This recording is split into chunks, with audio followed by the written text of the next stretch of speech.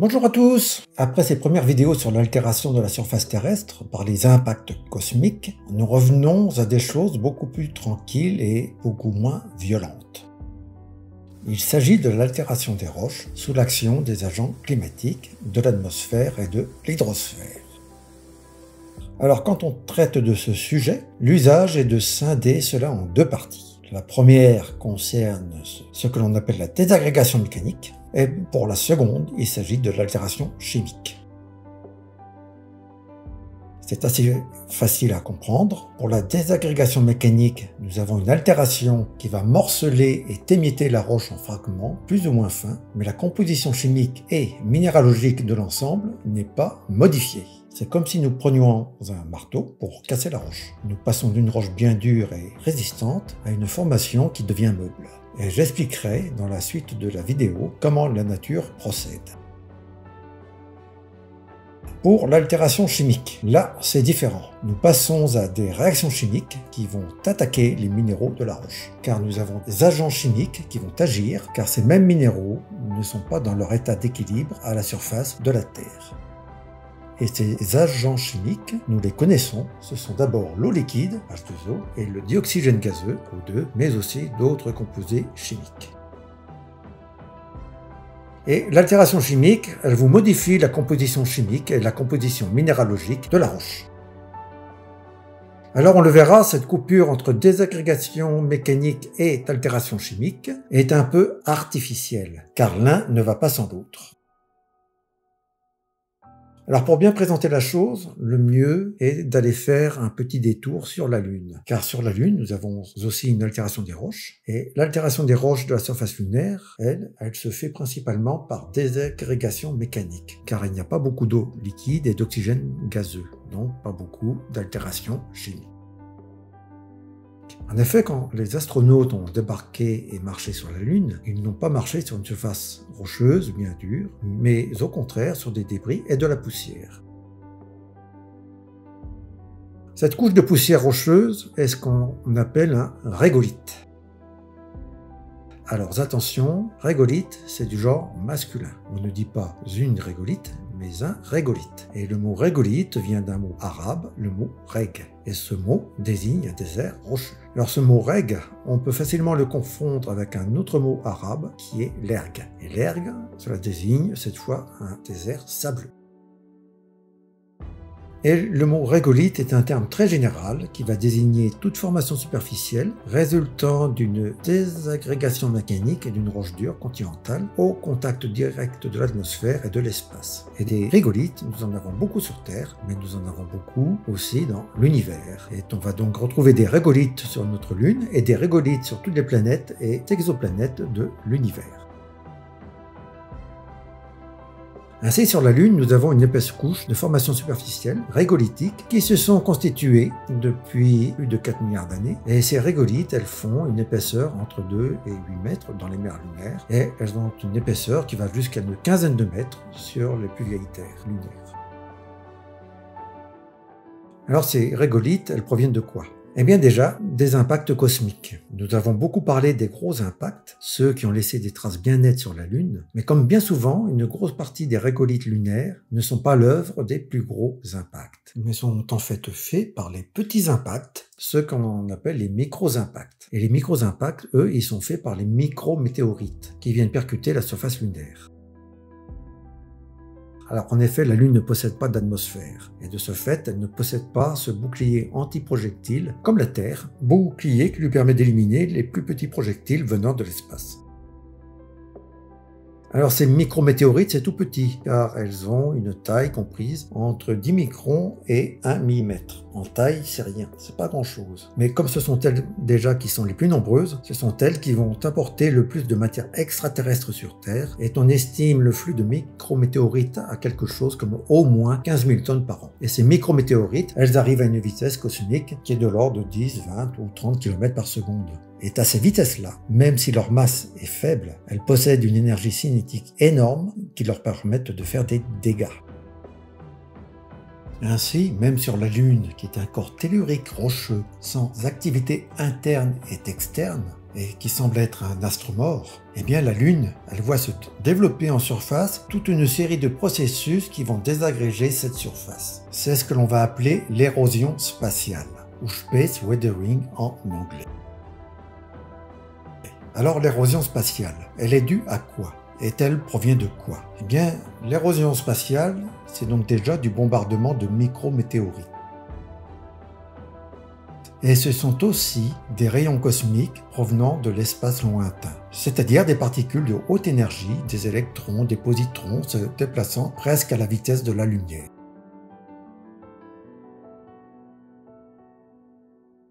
L'érosion spatiale, elle provient aussi du vent solaire.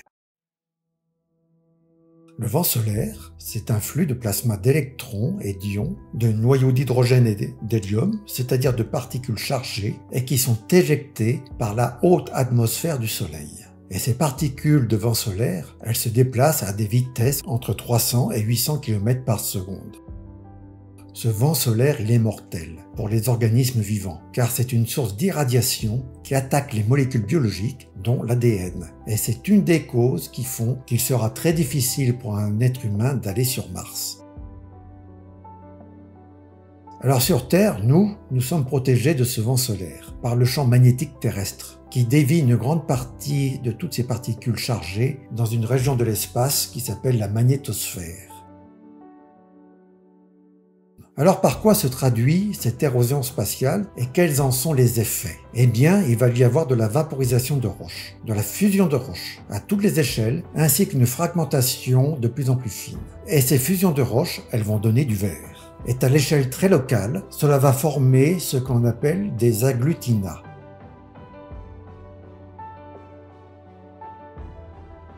C'est-à-dire des amas, des agrégats très aérés, peu denses, de poussière de roches. Et tout cela est cimenté par ce verre, produit par les micro-impacts. Les rayons cosmiques de haute énergie, eux, ils vont laisser aussi des traces dans les minéraux.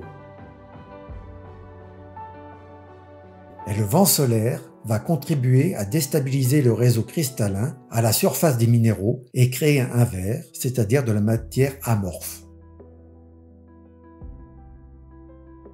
Et tous ces noyaux d'hydrogène et d'hélium, véhiculés par le vent solaire, peuvent aussi éjecter des atomes de la surface. Atomes qui peuvent être perdus dans l'espace ou se redéposer dans le voisinage. C'est un processus qui s'appelle sputtering en anglais, ou pulvérisation en français. Ce vent solaire contribue aussi à réduire le fer ferreux, c'est-à-dire le fer de plus, en fer métallique. Enfin, sur la Lune, nous n'avons pas de vent ou d'écoulement d'eau, donc il n'y aura pas de tri, pas de classement en fonction de la taille des débris et des poussières.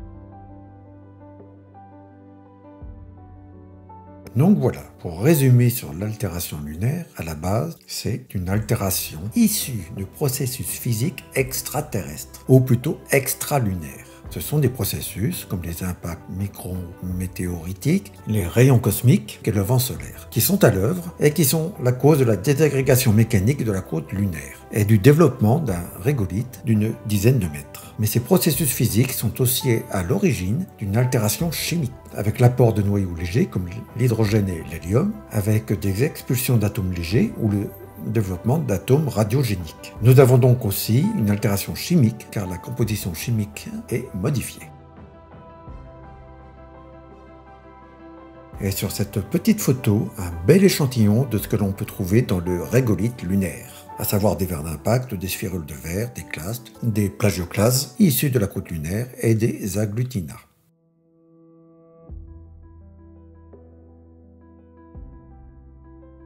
Donc, on le constate, l'altération d'un corps tellurique sans atmosphère, elle est bien présente, elle existe bien. Elle se traduit par la formation d'une couche de régolithe, mais on le verra, cette altération est très différente de ce que nous avons sur Terre. Et enfin, un autre contributeur important de poussière et débris sur la Lune, c'est la thermoclastie. Alors, étymologiquement, en grec ancien, la thermoclastie, c'est clastie, la fracturation. Par quoi? Eh bien par thermo, la chaleur. Thermoclastie, fracturation par la chaleur. Et là, j'aborde quelque chose de très important, qui a des conséquences très importantes, à la fois sur l'évolution sur le long terme des planètes et sur la stabilité de votre maison. Alors, planète, roche, bâtiment et n'importe quel objet, que cela soit solide, liquide ou gazeux, eh bien, toute matière voit son volume diminuer quand la température descend. Et vice-versa, toute matière voit son volume augmenter quand la température monte. Et cela, à quelques exceptions près, et selon les conditions selon lesquelles s'opère le refroidissement et sur lesquelles je ne vais pas m'attarder. Alors, quand nous avons affaire à de la matière solide, ces changements de volume vont générer des contraintes mécaniques à l'intérieur ou à l'extérieur du matériau. Autrement dit, cela va générer des déformations à l'état solide. Et si votre matériau il est cassant, eh bien il va casser, il va se fragmenter. Autrement dit, il va faire quoi? Eh bien il va faire de la thermoplastie. Alors avant de regarder la théorie, je fais juste un petit détour de vocabulaire. Quand le volume augmente, nous avons une dilatation du matériau. Quand le volume diminue, nous avons une contraction, un retrait ou une rétraction du matériau. Alors ne dites plus rétractation au lieu de rétraction. J'ai plusieurs collègues sur YouTube qui font l'erreur. Rétractation est un terme juridique. La rétractation, c'est l'action de se rétracter, de se dédire, de revenir sur ce que l'on a dit. Au contraire, la rétraction, c'est une diminution de volume. Cela n'a donc rien à voir. Alors, pour quantifier la dilatation thermique, il faut passer par des coefficients de dilatation thermique. Il y a plusieurs manières de définir un coefficient de dilatation thermique et en pratique, on va utiliser le coefficient de dilatation thermique isobar. C'est-à-dire pour un matériau donné, cela va donner cette formule.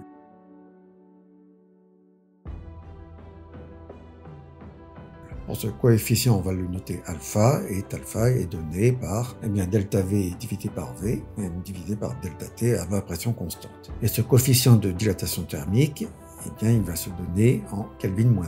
Concrètement, on mesure quelle est la variation de volume relative, delta V sur V, quand je fais varier la température du matériau d'un seul degré. Pour l'acier, ce coefficient est de l'ordre de 10 puissance moins 5 Kelvin-1, et pour le béton, c'est du même ordre. Alors évidemment, cela va donner des nombres qui sont très faibles, car à notre échelle, nous ne percevons pas les variations de volume en fonction de la température. Mais ces variations, elles ont des effets bien réels, comme on le voit sur cette photo.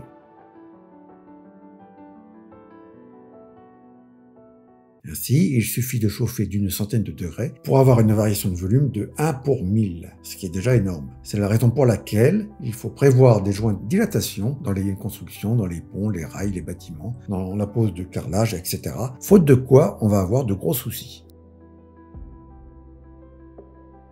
Alors, pour les roches bien massives, bien dures, bien cohérentes et non fissurées, il n'y a pas de joint de dilatation. Et il existe des environnements où les amplitudes thermiques vont être très fortes. Et tous les roches vont développer de la thermoplastie.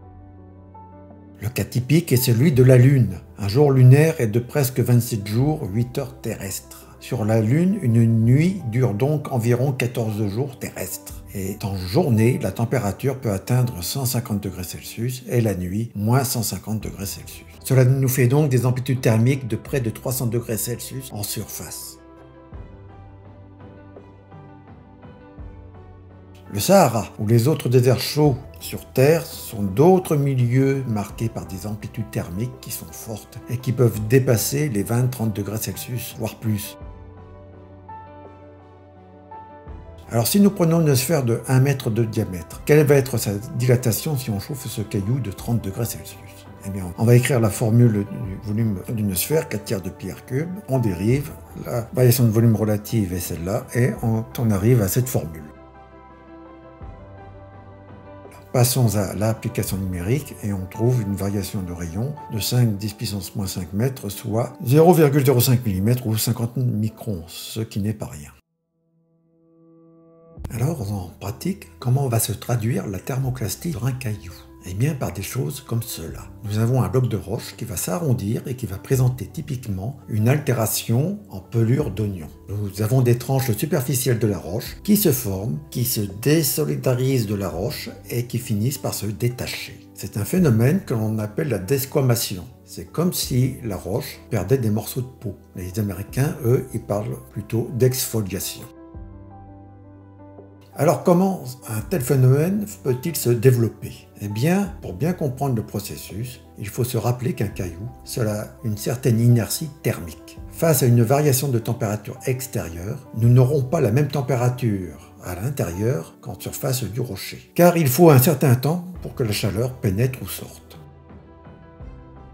À gauche, quand la température monte, nous avons un rocher qui se réchauffe en surface, mais qui garde un cœur froid. À l'inverse, à droite, quand la température descend, nous avons un rocher qui est froid en surface, mais qui garde un cœur chaud. À gauche, la paroi externe, elle se dilate par rapport au cœur. À droite, la paroi externe se contracte par rapport au cœur. À gauche, cette dilatation va générer des efforts en compression. À droite, cette contraction va engendrer des efforts en tension. À gauche, ces contraintes de compression, la roche les encaisse bien, mais cela peut donner des micro-bombements, des micro-renflements en surface, comme des micro-rides. À droite, ces contraintes en tension, une roche les supporte mal. Et cela va générer des micro-fissures, des micro-fentes de retrait, des micro-craquelures. Et cela va fragiliser la roche en surface. Et cette pellicule superficielle du rocher devient plus fragile face à d'autres formes d'altération, surtout si de l'eau ou des sels parviennent à s'infiltrer dans ces micro-fissures. De telles roches thermoplastifiées peuvent s'observer sur les versants sud, bien ensoleillés et dans les pays chauds. La thermoclastie va dépendre aussi de la nature minéralogique des roches et de leur couleur, autrement dit de leur albédo, paramètre qui mesure la quantité de rayonnement réfléchi. Des minéraux noirs absorbent la chaleur. Ils vont donc s'échauffer plus vite que les minéraux blancs qui, eux, possèdent un albédo plus important.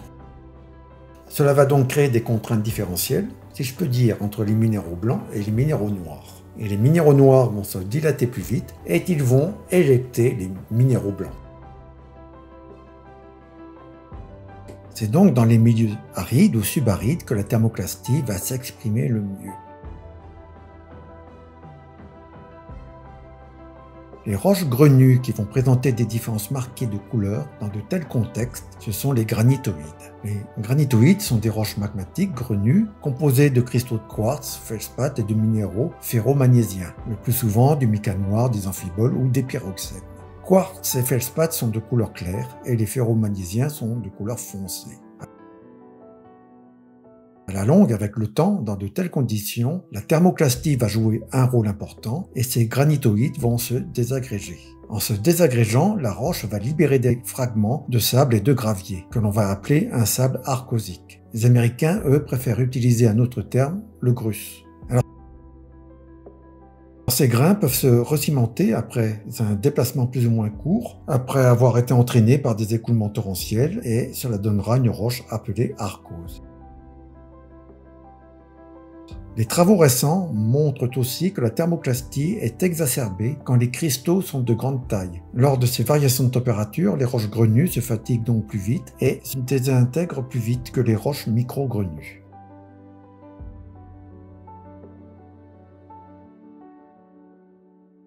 Et pour finir, reprenons l'exemple de la Lune, car il y a eu un certain buzz dans les années 2010 sur la contraction lunaire, en raison de son refroidissement sur le long terme à l'échelle du milliard d'années. Alors déjà, cela fait un buzz, mais c'était un fait avéré. La Lune, la Terre, tous les objets telluriques différenciés, avec un noyau et un manteau, se refroidissent lentement, très lentement. Lors du dernier milliard d'années, on estime que la température moyenne de la Lune a baissé d'environ 10 degrés Celsius. En termes de contraction de volume, cela donne quoi? Eh bien, si l'on fait un petit calcul, un coin de table, je reprends la même formule, je prends pour la Lune un rayon de 1737 km, eh bien, on va trouver une variation de rayon égale à 58 mètres. Cela nous fait donc, en moyenne, 60 milliardièmes de mètres de contraction par an, ce qui est très faible. Et bien insuffisant pour expliquer la petite activité sismique réelle enregistrée sur la Lune. Cela n'empêche pas les grands médias comme CBS de faire du buzz et d'annoncer sans vergogne que ces tremblements de terre sont dus à la contraction lunaire. Ce qui voudrait dire que la Lune, eh bien, c'est comme un gros caillou qui se fissure par thermoclastie. Eh bien non, ces tremblements de Lune sont dus aux forces de marée qui sont engendrées par la Terre.